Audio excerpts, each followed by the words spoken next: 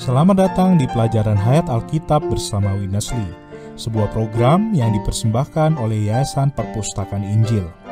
Witness Lee seorang hamba Tuhan selama lebih dari 7 dekade di 5 benua, mencapai puncak ministrinya dengan pelajaran Hayat, sebuah pengkajian yang lengkap dan menyeluruh dari Alkitab. Kitab demi kitab yang dia kerjakan selama 21 tahun. Pelajaran Hayat ini adalah dasar dari program kita hari ini yang mencakup beberapa cuplikan pendek dari berita-berita yang disampaikan secara lisan oleh Witness Lee. Sekarang mari kita bergabung dengan pelajaran Hayat hari ini. Tetapi siapa yang mengikatkan dirinya pada Tuhan menjadi satu roh dengan Dia. Itu adalah 1 Korintus pasal 6 ayat 17. Selamat datang para pendengar sekalian. Hari ini kita kembali berada di sini bersama Saudara Gumulya untuk menjamah sebuah ayat yang sangat kritis dari Perjanjian Baru. Bahkan mungkin ini adalah ayat yang paling penting yang berkaitan dengan pengalaman kita akan Tuhan. Saudara Gumulya, selamat datang kembali di pelajaran Hayat. Terima kasih Saudara Elisa, senang berada di sini. Ini adalah berita dari buku pelajaran Hayat 1 Korintus berita ke-39. Dan sekarang adalah program radio nomor 31.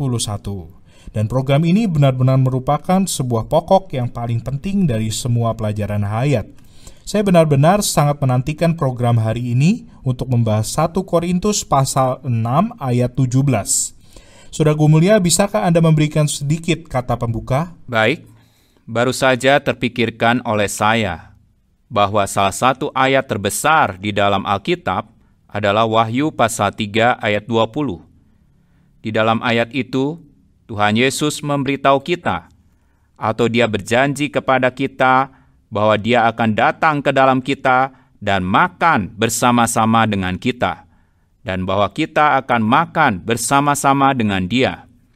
Jadi, ayat itu adalah salah satu ayat yang mana Tuhan memberitahu kita bahwa bagi kita, orang-orang percaya Perjanjian Baru, Kristus secara literal hidup di dalam kita. Dia berjanji, "Aku akan datang ke dalam mereka, aku akan datang ke dalam Dia." Dan dalam Yohanes pasal 15 ayat 5, Dia berkata, "Barang siapa tinggal di dalam aku, dan aku di dalam Dia." Ini memperlihatkan kepada kita bahwa Tuhan tinggal di dalam kita. Tetapi pertanyaan besarnya adalah, di manakah Dia tinggal di dalam kita? Saudara Elisa, kita adalah orang-orang yang rumit. Kita memiliki pikiran dan emosi dan tekad. Dan kita juga memiliki tubuh. Selain itu, kita juga memiliki roh. Itulah sebabnya mengapa saya menyukai ayat ini. 1 Korintus pasal 6 ayat 17. Ayat itu memberitahu kita, di manakah persatuan kita dengan Tuhan itu terjadi? Tuhan hidup di dalam roh kita. Saudara Gumulya, saya ingat minggu lalu ketika saya berada di sini untuk bersekutu dengan Anda di dalam sebuah program, Anda memberikan pertanyaan yang sama kepada saya. Di mana Tuhan datang ke dalam kita? Benar, saya juga ingat. Kita tidak akan membahasnya sekarang sebab kita harus mendengarkan bagian pertama dari persekutuan Saudara Witness Lee yang akan membahas ayat ini. 1 Korintus pasal 6 ayat 17.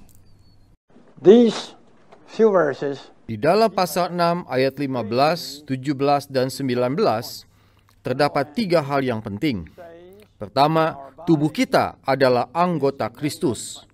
Kedua, kita menjadi satu roh dengan Tuhan. Dan ketiga, tubuh kita adalah bait Roh Kudus.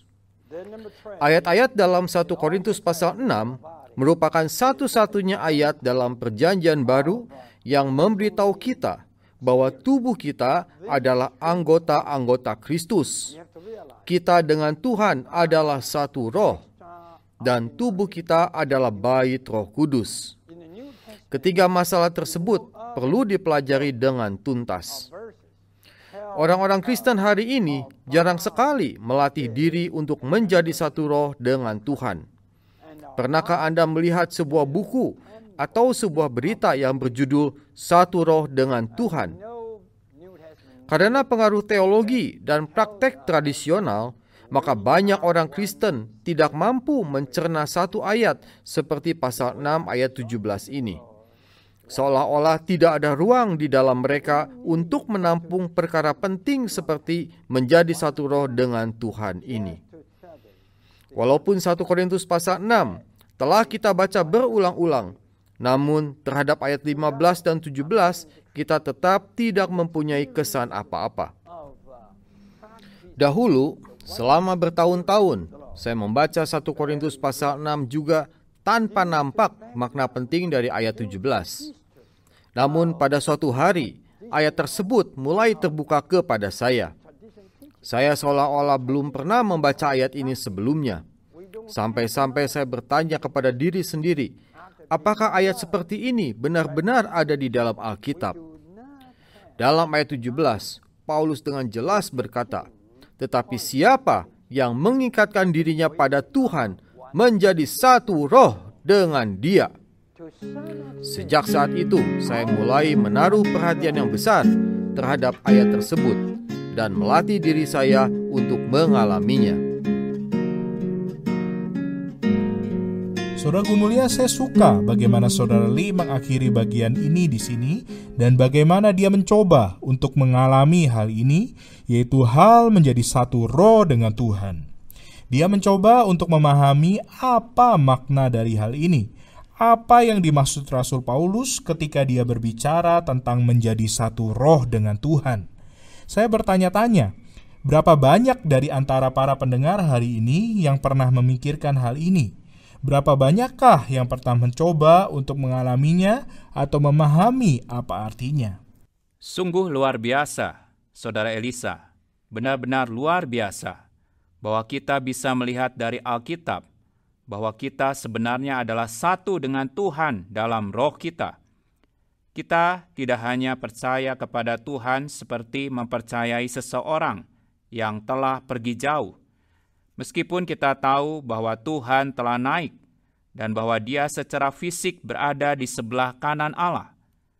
Walaupun demikian, Alkitab selanjutnya mengungkapkan bahwa sebagai roh, Dia telah menghembuskan dirinya sendiri ke dalam semua orang percayanya.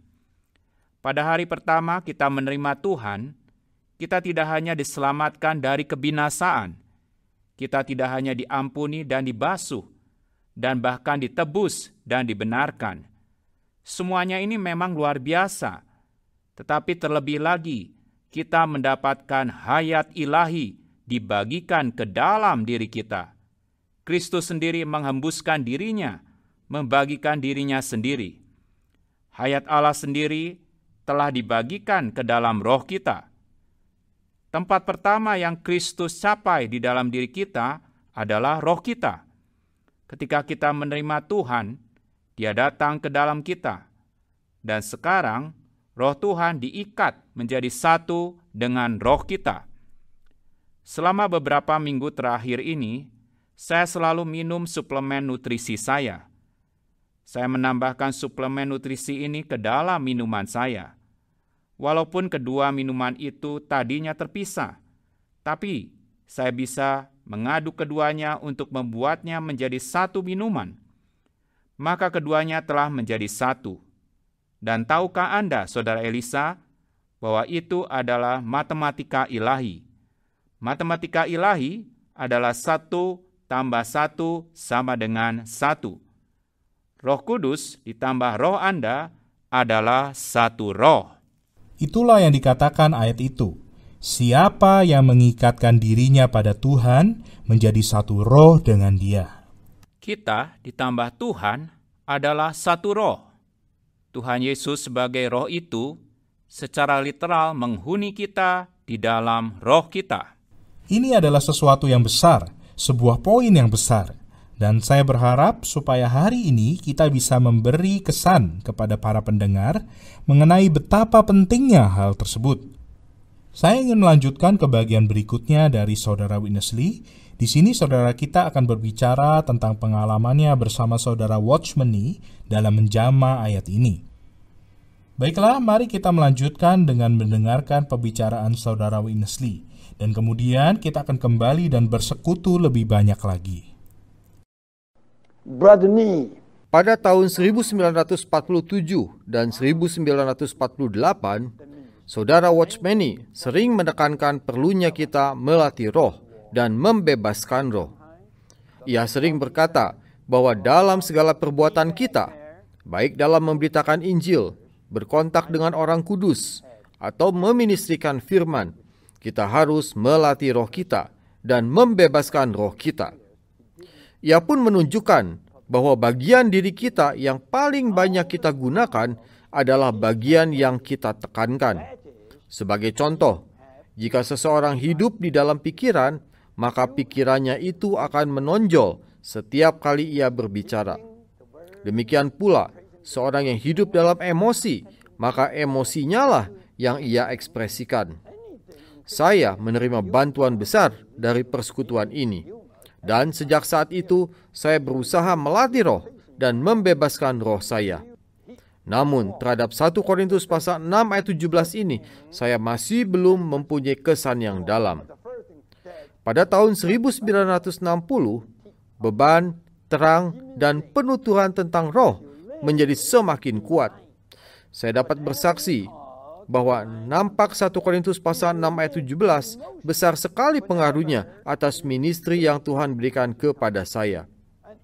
Kita, kaum beriman, bisa mengikatkan diri pada Tuhan, menjadi satu roh dengannya.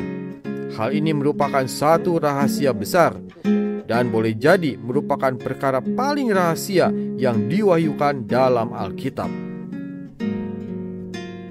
Saudara Gumulia, Saudara Winnesley menyadari bahwa poin ini adalah poin yang paling besar dan paling rahasia di dalam Alkitab.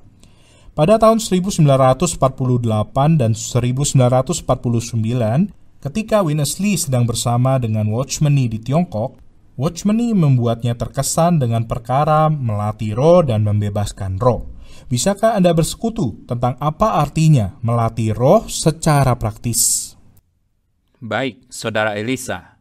Banyak penelitian memperlihatkan kepada kita bahwa orang-orang dapat melatih pikiran mereka dan membuatnya semakin jernih dan semakin tajam.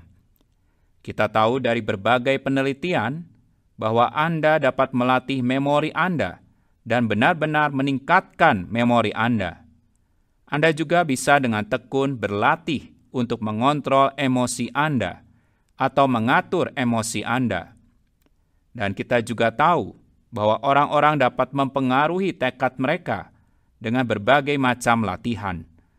Dan tentu saja kita semua tahu bahwa kita dapat melatih tubuh kita dan mengubahnya juga. Semua indera di dalam diri kita ini dapat ditingkatkan dan diperkuat melalui latihan.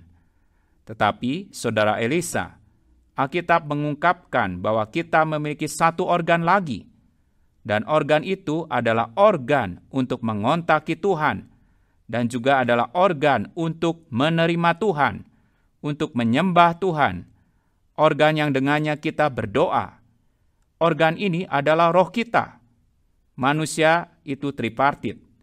Itu berarti manusia adalah tubuh, jiwa, dan roh. Saya rasa semua orang tahu apa artinya melatih tubuh.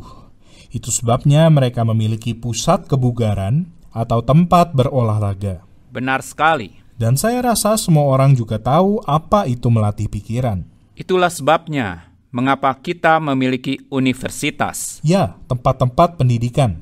Tetapi orang yang tidak percaya memiliki roh yang belum dilahirkan kembali. Seperti yang Paulus katakan, mereka mati dalam dosa-dosa mereka. Tetapi kita, orang-orang percaya, memiliki roh yang sudah dilahirkan kembali.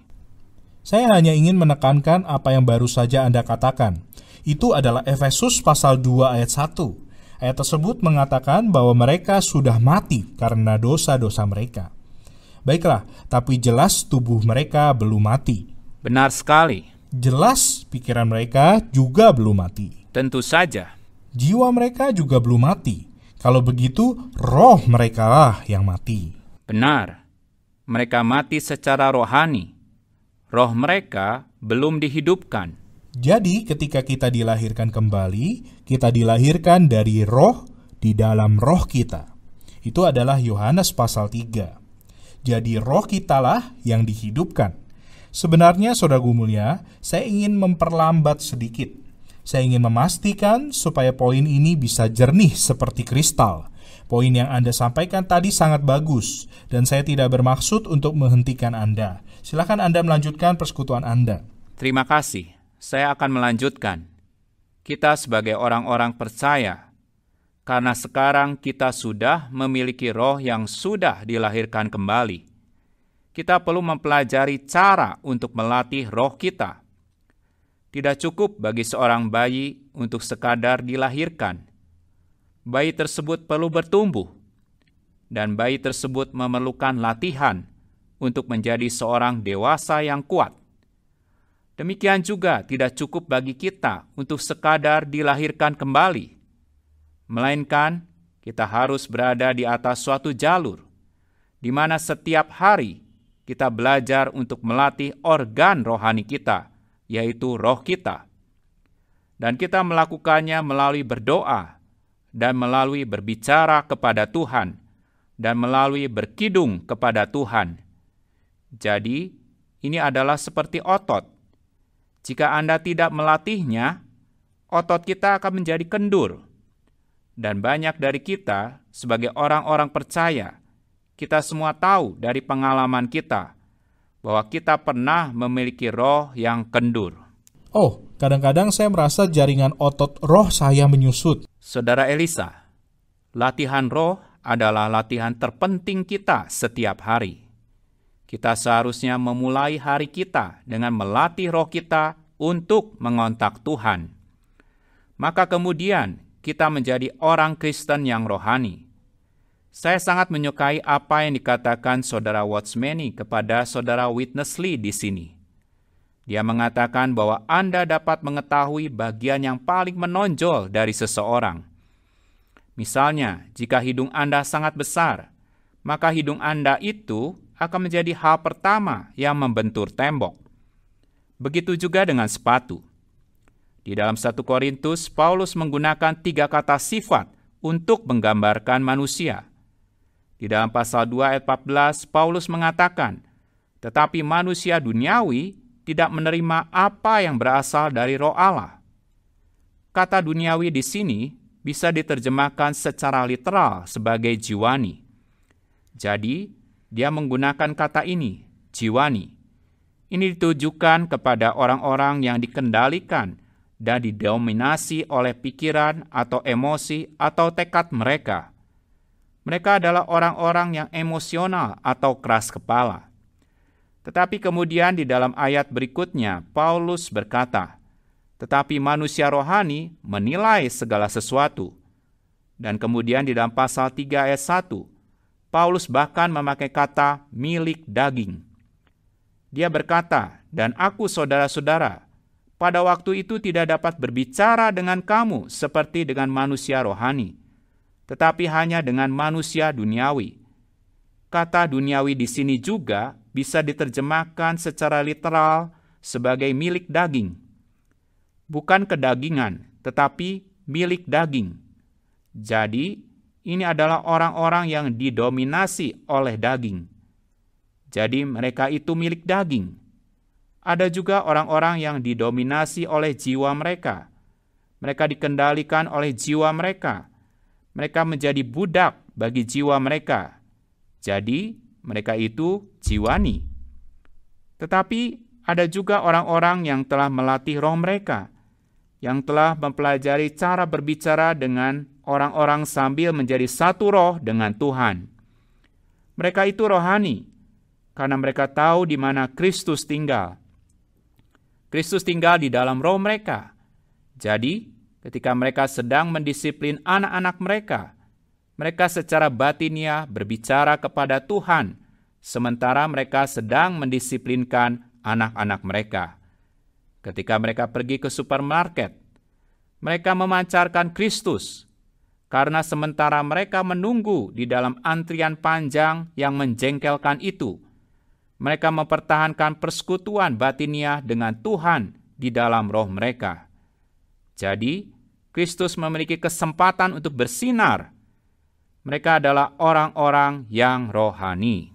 Sepertinya bagian dari diri kita yang paling sering kita gunakan adalah bagian dari diri kita yang paling memberi kesan kepada orang-orang. Tepat sekali. Oke, ada banyak hal yang ingin saya bahas di sini, tapi saya khawatir kita akan kehabisan waktu. Mari kita kembali kepada Saudara Witness Lee dan mendengarkan bagian terakhirnya. Dan kemudian kita akan kembali untuk kata penutup. For quite a long time, Pada pagi hari, saya sering berdoa, Tuhan, terima kasih atas hari baru yang Kau berikan kepadaku, sehingga aku bisa melatih menjadi satu roh denganmu. Sungguh ajaib, orang-orang dosa seperti kita bisa menjadi satu roh dengan Tuhan. Semakin kita merenungkan hal ini, kita akan semakin merasa betapa ajaibnya hal ini. Dalam pasal 6 ayat 17, Paulus dengan jelas menyatakan fakta menjadi satu rohnya kita dengan Tuhan. Kita perlu banyak waktu untuk mempelajari ayat ini dan mengkajinya dari segi pengalaman. Kita harus melatih diri dan belajar menjadi satu roh dengan Tuhan, baik dalam tutur kata maupun perbuatan kita. Sewaktu kita melakukan berbagai perkara, kita perlu memperhatikan apakah kita satu roh dengan Tuhan atau tidak. Yang Tuhan inginkan hari ini adalah sekelompok orang yang nampak visi yang telah diwahyukannya kepada pelayannya yang setia, Rasul Paulus, dan yang melaksanakan ministri perampungan mengenai Kristus sebagai rahasia Allah dan gereja sebagai rahasia Kristus. Namun, kita masih kekurangan pengalaman, masih sangat terbatas dalam kapasitas untuk menerima hal-hal ini dan memahaminya. Jadi, kita semua perlu merendahkan diri di hadapan Tuhan dan berkata, Tuhan, aku tidak tahu harus berbuat apa. Aku tidak tahu bagaimana harus bertobat. Aku tidak tahu bagaimana mengaku dosa. Dan aku tidak tahu bagaimana harus berdoa. Tuhan, aku hanya berada di hadapan-Mu. Belas kasihanilah aku. Aku perlu nampak visi yang jelas akan ekonomi-Mu. Tuhan, rahmatilah aku, biar aku bisa menjamah realitas visi ini dan bisa membantu orang lain untuk melakukan hal yang serupa. Marilah kita semua menengadah kepada Tuhan dan memohon belas kasihan-Nya, agar kita bisa nampak visi yang ditunjukkan kepada Paulus. Saya tidak tahu dengan pendengar sekalian, tetapi saya sangat terjamah oleh doa Saudara Witness Lee tadi, yaitu bahwa kita membutuhkan belas kasihan Tuhan supaya kita bisa benar-benar tahu apa artinya menjadi satu roh dengan Tuhan, supaya bisa mengalami Tuhan dan bertanya kepada Tuhan, Tuhan, apakah saya sedang satu roh dengan dirimu? Apakah ketika saya berbicara dengan istri saya satu roh denganmu? Saya merasa tertuduh oleh perkataan ini, dan saya berharap bahwa terang benar-benar menyinari kebenaran ini, yaitu tentang apa artinya mempraktikkan menjadi satu roh dengan Tuhan. Saya berharap setiap orang percaya mendapatkan belas kasihan dari Tuhan, sehingga mereka dapat melihat kesatuan organik mereka dengan Tuhan yang telah terjadi di dalam roh mereka, dan bahwa setiap hari Tuhan Yesus yang secara fisik berada di atas tahta dan juga sebagai roh berada di dalam roh mereka, ingin diperhidupkan dari roh mereka melalui pikiran, emosi, dan tekad mereka. Ini bukan hanya sesuatu yang menyenangkan, Saudara Elisa. Ini adalah perkara yang sangat besar di dalam Perjanjian Baru. Saya pikir begitu. Ini adalah perkara inti dari Perjanjian Baru. Jika kita tidak memiliki Kristus di dalam kita, apa yang bisa kita lakukan? Di dalam Perjanjian Baru, ini bukan hanya perkara diselamatkan dari penghakiman Allah dan kemudian mencoba untuk hidup seperti Yesus, melainkan Perjanjian Baru menekankan bahwa ini adalah perkara Kristus di dalam Anda, dan Kristus hidup kembali di dalam orang-orang percayanya. Perjanjian Baru mengajarkan kepada kita bahwa Kristus diperbesar dan diperluas di bumi melalui Dia menghuni semua orang percayanya.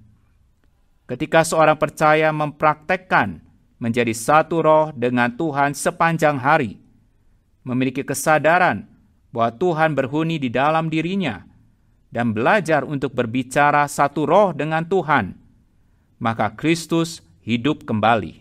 Sungguh luar biasa, sebenarnya Kristus hidup melalui orang itu. Tuhan kita yang telah bangkit itu menghuni diri kita. Jadi, sebenarnya kurang baik untuk bertanya, apa yang akan Yesus lakukan? Saya tahu itu adalah sebuah pertanyaan yang terkenal, yang berasal dari novel fiksi yang ditulis pada tahun 1800-an. Tetapi menanyakan apa yang akan Yesus lakukan, sesungguhnya bertentangan dengan pemikiran sentral di dalam Perjanjian Baru. Jika Anda benar-benar melihat bahwa Kristus hidup di dalam Anda, dan bahwa Tuhan ada di dalam roh Anda, bahwa Anda adalah satu roh dengan Tuhan, Anda tidak akan bertanya, apa yang akan Yesus lakukan? Melainkan, Anda akan bertanya, Tuhan, apa yang sedang Kau lakukan sekarang di dalamku? Menanyakan apa yang akan Yesus lakukan, berarti Dia telah pergi. Dia sudah pergi jauh. Dan kita mencoba untuk mencari tahu dari teladannya apa yang akan Dia lakukan jika Dia berada dalam situasi itu. Akan tetapi, ketika Anda melihat bahwa Anda satu roh dengan Tuhan, Anda akan menyadari bahwa Dia ada di dalam situasi Anda. Dia ada di sana saat itu juga untuk hidup melalui Anda. Saudara mulia, kita berharap kebenaran yang luar biasa ini, yaitu bahwa siapa yang mengikatkan dirinya pada Tuhan menjadi satu roh dengan Dia, akan menghasilkan orang-orang yang rohani. Amin. Kita bisa menjadi orang-orang yang rohani. Baiklah, kita sudah kehabisan waktu. Saya perlu memberikan alamat website kami. Jika Anda ingin mengenal lebih dalam perihal pelajaran hayat Alkitab ini, Anda bisa masuk ke dalam website kami, yaitu pelajaranhayat.com. Sekali lagi, pelajaranhayat.com. Saudaraku mulia, terima kasih sudah hadir bersama kami di dalam pelajaran hayat hari ini. Senang berada di sini. Dan terima kasih juga kepada para pendengar yang telah bergabung bersama kami. Atas nama Saudara Gumulia, saya Elisa mengucapkan terima kasih telah mendengarkan program ini. Selama berabad-abad, Tuhan telah memulihkan banyak kebenaran tentang tujuan dan rencananya bagi umat manusia. Alkitab Perjanjian Baru dengan catatan kaki versi pemulihan yang dipersembahkan oleh Yayasan Perpustakaan Injil menyajikan kebenaran-kebenaran penting ini dalam format yang mudah untuk dipahami dan dipelajari. Alkitab Perjanjian Baru dengan catatan kaki versi pemulihan ini dilengkapi dengan garis-garis besar dari setiap kitab di dalam Perjanjian Baru, dengan lebih dari 9.000 catatan kaki, lebih dari 13.000 referensi silang, bagan-bagan dari kebenaran-kebenaran yang penting, dan peta berwarna. Alkitab Perjanjian Baru dengan catatan kaki versi pemulihan tersedia di toko buku Kristen dimanapun, atau Anda dapat mengunjungi website kami di pelajaranhayat.com.